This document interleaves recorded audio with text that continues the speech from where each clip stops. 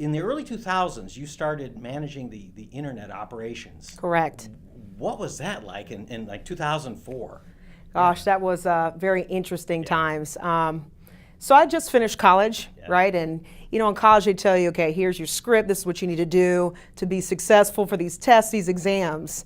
So I came, to work for the dealership, and I'm thinking, oh, especially it's family business. They're going to have the whole layout for me. Yeah. They had no idea. They're like, here's the internet. Figure it out. Get back to us. If it's not successful, you're fired. I was like, wow. No pressure. No right? pressure. I was like, okay, this is great. But it was definitely very different, and there wasn't really a lot of information on dealers that have done it successfully and what worked for them at that time. I was really grateful.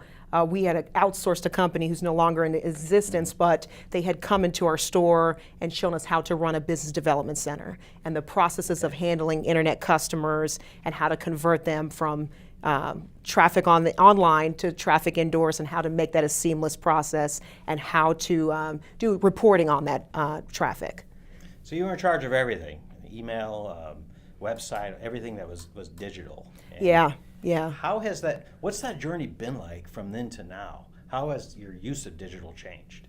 It's totally, we used to have print ads, Yeah. right? And digital was just a smaller space at the time. But we've spent so much more. It's 100% digital, and we completely went away from print.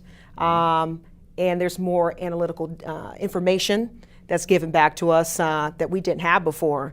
One of my managers I work with, John Fisher, who had mentioned before, it was kind of like a shot in the dark. You didn't know what really worked well.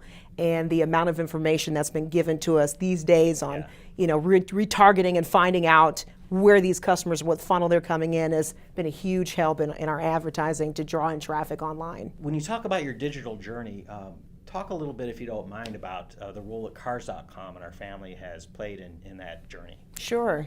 So the wonderful thing that I've really liked is, the questions that are asked. What kind of vehicles do you have in stock? And I'm like, wow, why are you asking what I have in stock? Because they want to make sure that they're presenting information or pushing our products that are doing well for us, or ones that, hey, what product are you having trouble with moving? How can we help you to move your inventory? Really asking what the dealer's needs are, and that's a huge help to us, and we do appreciate that.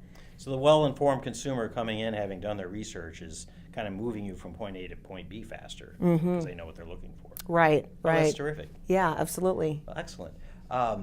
Shifting gears just a little bit, when you think about the future of this industry, so much change going on. Right. Self-driving cars, ride-sharing, electric cars. What are you focused on right now when you think about what's ahead on the horizon? Sure. And we do embrace that. We understand there's going to be a point with the ride share that these autonomous cars, people are going to feel comfortable without a driver sitting in front, and they're going to be doing those. But there are a lot of people that still enjoy driving a vehicle. Absolutely. So I don't think it's ever going to be where it's just strictly, they're going to say no one wants to drive vehicles. Everybody likes a little variety in things. There are times where I don't want to be bothered. There are times where I prefer to drive. So I get it. But we're here and we embrace that. So whichever way our customers feel comfortable, we want to make sure we engage them in that manner. So an ability to embrace change and also kind of keeping an eye on what's around the corner as well. Yeah, excellent. You hear so much about the industry becoming digitized, Amazon encroaching upon automotive retailing. What do you think is the best way that an automotive retailer can kind of respond to that threat, if you will, of the process becoming digitized? Sure, and we understand a lot of it is. But as I stated before, purchasing a vehicle is the second largest purchase next to a home. There are more people than fewer there are that want to go and look at the home before they purchase it. They want to touch that vehicle, same respect. They want to have, make sure they feel comfortable in that vehicle if that's going to work for them. Absolutely. And just the whole engagement that the customer gets when they're there in the store. There's Tesla is doing a lot of that, and they're running into certain problems. They want to eliminate the dealers and some of these service centers, and it's frustrating for customers because they'll say, I don't want to be bothered, and then when they have a question, it's like, oh, wait a minute, I do need to go in to see somebody, or I need someone to do hands-on with me in the process. So I think with us offering the best customer service that we can to make them feel comfortable in that process, because I think that's a part of the problem. Consumers are getting turned off by going into stores, right?